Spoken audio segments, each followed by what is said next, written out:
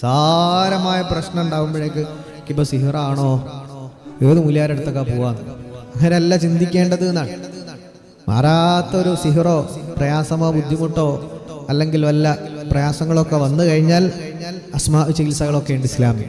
ഇതില്ല എന്ന് പറയാൻ പറ്റൂല, അതൊക്കെ അസലുള്ളത് തന്നെയാണ്.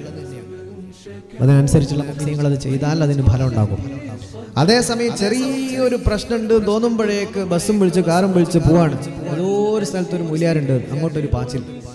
അങ്ങനെ ചെയ്യണ്ടെന്നാണ് മുഅ്മിനീങ്ങൾ മനസ്സിലാക്കേണ്ടത്. തവക്കുൽ വേണം നമുക്ക്. ഞങ്ങൾക്ക് മാരകമായിട്ടുള്ള വല്ല അസുഖങ്ങളും ബുദ്ധിമുട്ടും എന്താണെന്ന് അറിഞ്ഞുകൂടാ. അങ്ങനത്തെ ഒരു അവസ്ഥ വീട്ടിൽ താമസിക്കുമ്പോൾ തീരെ സമാധാനം കിട്ടുന്നില്ല. അങ്ങനെ പല കോലത്തിലുള്ള സിഹിർ ശൈത്താനിയായ ബുദ്ധിമുട്ടുകളൊക്കെ ഉണ്ടാകും.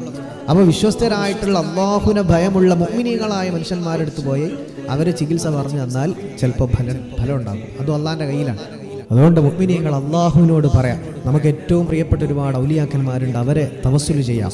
അതല്ലാതെ ചെറിയൊരു അസുഖമോ പ്രയാസമോ വരുമ്പോഴേക്ക് ഏതോ ഒരു ചികിത്സക്കാരൻ്റെ അല്ലെങ്കിൽ മൂല്യാരടുത്തേക്ക് പായണം എന്നെങ്കിലേ എൻ്റെ രോഗം മാറും എന്ന് കരുതണ്ട. അത്യാവശ്യം ഉണ്ടെങ്കിൽ സിഹിറൊക്കെ ബാത്തിലാക്കാൻ മുഅ്മിനീങ്ങളുണ്ട്, അവിടെ പോകുന്നതുകൊണ്ട് തെറ്റൂല. പക്ഷേ ഇത് ചെറിയ വിഷയം ഉണ്ടാകുമ്പോഴേക്ക് പുയ്യാപ്പിള പോലും അറിയാണ്ട പായാണ്.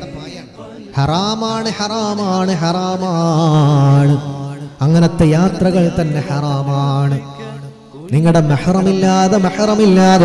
മെഹറമില്ലാതെ സുന്നത്തായ ഉംറക്ക് പോലും പോകൽ ഹറാം. അപ്പൊ അത്രക്ക് കൃത്യമാണ് ദീനിന്റെ ഓരോ നിയമങ്ങൾ. അപ്പൊ എന്തെങ്കിലും കേൾക്കുമ്പോഴേക്ക് അങ്ങോട്ടും ഇങ്ങോട്ടും ആവശ്യമില്ല. ബിസ്വബരി വസ്വലാ, നിങ്ങൾ ക്ഷമിക്കുക, അല്ലാഹുവിനോട് നിസ്കരിച്ചുകൊണ്ട് സഹായം തേടാന്നാണ് അല്ലാഹു ഖുർആനിൽ പറഞ്ഞത്.